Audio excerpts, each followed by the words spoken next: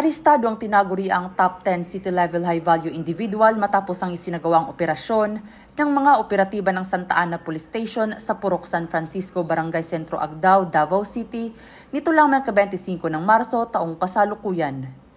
Kinilala ni Police Major Richen M. Lagnayo, Station Commander ng Santa Ana Police Station ang suspect na si alias Eman, 19 anyos na residente ng Purok Nagsil, Barangay Centro Agdao, Davao City.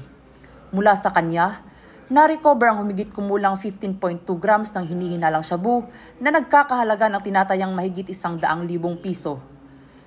Naharap ngayon ito sa kasong paglabag sa Republic Act 9165 o Comprehensive Dangerous Drugs Act of 2002.